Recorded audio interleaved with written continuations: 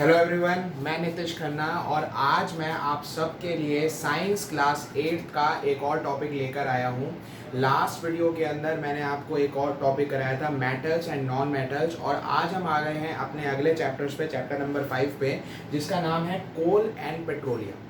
Coal and petroleum, जैसे कि आपको पता है, कोयला और पेट्रोलियम प्रोडक्ट्स ये हमारे नेचुरल रिसोर्सेज होते हैं। तो सबसे पहले मैं आपको नेचुरल रिसोर्सेज का ही मतलब बता दूं। नेचुरल रिसोर्सेज का मतलब बताने से पहले मैं आपको रिसोर्सेज यानी कि संसाधन का मतलब बताता हूं कि संसाधन का मतलब क्या होता है। कोई भी ऐसी चीज़ जो हमारे किसी तरीके से काम आ रही है, हमारी ज़रूरत को पूरा करती है, हमारी नीड को सेटिस्फाई करती है, हम उसे संसाधन कहते हैं, हम उसे रिसोर्स कहते हैं। हमारे पास रिसोर्सेज 3 तरह के होते हैं: नेचुरल रिसोर्सेज, ह्यूमन रिसोर्सेज और ह्यूमन मेड रिसोर्सेज। आज हम जिन रिसोर्सेज की बात कोल और पेट्रोलियम के चैप्टर में करने वाले हैं वो है नेचुरल रिसोर्सेज। तो नेचुरल रिसोर्सेज का मतलब क्या होता है? ऐसे रिसोर्सेज जो हमें एज अ फ्री गिफ्ट दिए जाते हैं बाय नेचर, उनको हम नेचुरल रिसोर्सेज कहते हैं। जैसे कि एयर है, वाटर है, सनलाइट है, इसी में कोल है, पेट्रोलियम है। ये सारी चीज़ें हमारी नेचर के द्वारा हमारी ज़रूरतों को पूरा करने के लिए दी जाती हैं, तो इनको हम नेचुरल रिसोर्सेज कहते हैं। नेचुरल रिसोर्सेज की अगर हम बात करें तो there are 2 types of natural resources. अगर हम पहले नेचुरल रिसोर्सेज की बात करें तो वो हमारे होते हैं इनएग्जॉस्टेबल नेचुरल रिसोर्सेज, जिसको हम रिन्यूएबल नेचुरल रिसोर्सेज भी कहते हैं। ये वो नेचुरल रिसोर्सेज होते हैं जो कभी भी ख़त्म नहीं होने वाले, ये बार बार अपने आप को रिचार्ज करते रहते हैं। जैसे कि सनलाइट है, हमें पता है कि सनलाइट का हम जितना मर्जी यूज़ कर लें वो कभी समाप्त नहीं होगी।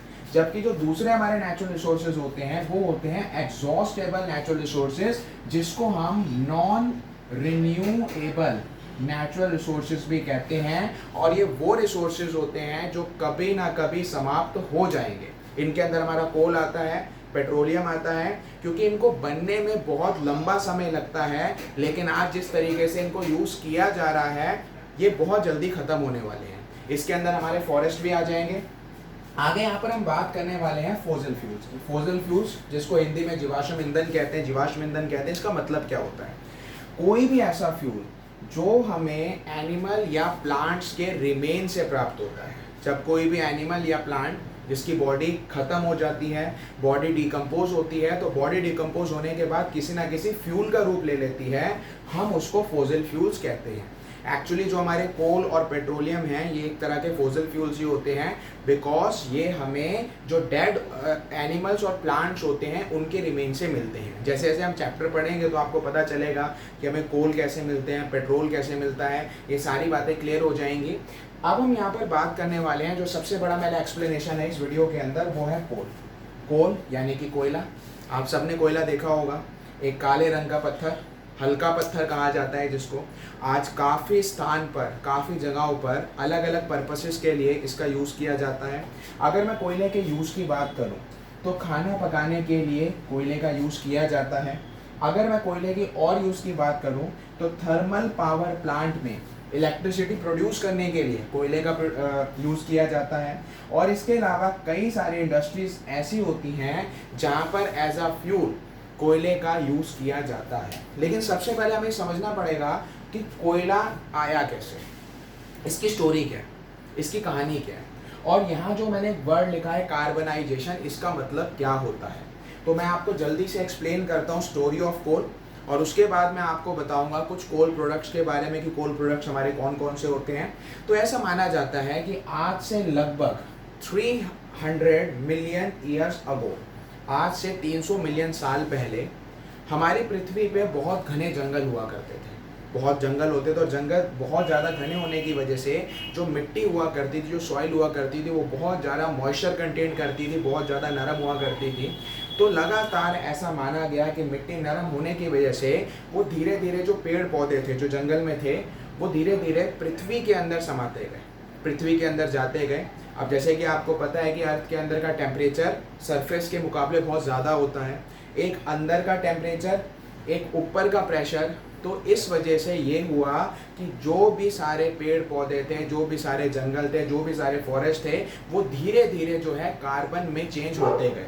उसका कारण ये था कि एक अंदर टेम्परेचर बहुत ज़्यादा था, ऊपर से प्रेशर बहुत ज़्यादा आ रहा था। तो ये जो प्रोसेस होता है जिसमें आपने ये देखा कि जो पेड़ पौधे हैं वो कार्बन यानी कि कोयले में चेंज हो गए, इसको कहा जाता है कार्बनाइजेशन। कार्बनाइजेशन की प्रक्रिया के द्वारा ही कोयले का निर्माण होता है। और जैसे कि आपने देखा, ये जो कोयले का निर्माण है ये पेड़ पौधों के रिमेन से ही हुआ है, ये जंगलों के रिमेन से ही हुआ है। तो इस वजह से इसको एक तरह का फॉसिल फ्यूल भी कहा जाता है। आगे बढ़ते हैं और अब मैं आपको बताता हूँ कुछ कोल प्रोडक्ट्स के बारे में। एक्चुअली जो कोयला होता है वो हमें एज अ रॉ मटेरियल प्राप्त होता है नेचर से, और उससे फिर कई तरह के प्रोडक्ट बनते हैं जिनको कोल प्रोडक्ट कहा जाता है। तो इस चैप्टर के अंदर जो कोल प्रोडक्ट डिस्कस किए गए हैं मैं एक एक करके उनके बारे में बताता हूँ। जो हमारा सबसे पहला कोल प्रोडक्ट है उसका नाम है कोक। दूसरा जो हमारा कोल प्रोडक्ट है उसका नाम है कोल तार। और तीसरा जो हमारा सबसे मेन कोल प्रोडक्ट है उसका नाम है कोल गैस। तो मैं एक एक करके बताता हूँ कि जो कोल तार है, कोक है और कोल गैस है, इनका कहाँ कहाँ यूज़ किया जाता है। अगर हम बात करें कोक की तो ये बहुत ज़्यादा टफ, पोरस और ब्लैक सब्सटेंस होता है और कई स्थानों पर इसका यूज़ किया जाता है। जैसे कि अगर मैं बात करूँ जो मैन्युफैक्चर ऑफ स्टील होता है, स्टील को मैन्युफैक्चर करने के लिए हम इसका यूज़ करते हैं। और इसके अलावा जो हमारे आयरन ओर वगैरह होते हैं उनको निकालने के लिए भी, कई सारे मेटल्स को अर्थ के बाहर निकालने के लिए भी हम इसका यूज़ करते हैं। आगे हम यहाँ पर बात करते हैं कोल तार की, कि कोल तार का यूज़ कहाँ किया जाता है। ऐसा माना जाता है कि कोल तार जो है एक ब्लैक थिक लिक्विड होता है, और ऐसा भी कहा जाता है कि इसके अंदर कम से कम 200 सब्सटेंसेस का मिक्सचर होता है। 200 सब्सटेंसेस से मिलकर ये कोल तार यूज़ किया जाता है। अगर हम बात करते हैं कोल तार के यूजेस की तो कई जगह पर कई सब्सटेंसेस के अंदर कोल तार का यूज़ किया जाता है। जैसे कि अगर मैं बात करूं जो सिंथेटिक डाइज होती है, सिंथेटिक डाइज का मतलब होता है जो आर्टिफिशियल कलर होता है, उनके अंदर इनका यूज़ किया जाता है। इसके अलावा कई सारे ड्रग्स होते हैं, कई सारी दवाइयाँ होती हैं, उसके अंदर इसका यूज़ किया जाता है। पेंट्स वगैरह के अंदर भी इसका यूज़ किया जाता है। तीसरे जो कोल प्रोडक्ट है हमारा उसका नाम है कोल गैस। ऐसा माना जाता है कि जब हम कोयले से कोक बनाते हैं, जब हम कोयले का प्रयोग करके कोक का निर्माण करते हैं, तो हमारे पास जो गैस उत्पन्न होती है उसका नाम होता है कोल गैस। और coal gas as a fuel कई सारी इंडस्ट्रीज़ के अंदर इसको यूज़ किया जाता है। तो स्टूडेंट्स, मैंने आपको, ये पार्ट 1 था हमारा इस चैप्टर का, जिसके अंदर मैंने आपको फॉसिल फ्यूल्स और सबसे पहले मैंने आपको कोल के बारे में बताया, कार्बनाइजेशन क्या होता है, कोल प्रोडक्ट कौन कौन से होते हैं, सारी बातें हमने डिस्कस करी। अगला पार्ट जो इस वीडियो का आएगा, उस वीडियो के अंदर मैं आपको पेट्रोलियम प्रोडक्ट्स के बारे में बताऊंगा, पेट्रोल से मिलने वाले सारे प्रोडक्ट्स के बारे में बताऊंगा। तब तक आप इस वीडियो को देखिए, एंजॉय करिए, शेयर करिए आगे अपने दोस्तों के साथ जो इस चैप्टर को बहुत आसानी से समझना चाहते हैं। चैनल को सब्सक्राइब करिए अगर आप ये तक आपने नहीं किया है, और अगले पार्ट के वीडियो का वेट करिए। तब तक इस वीडियो को देखिए, अपना ध्यान रखिए, धन्यवाद।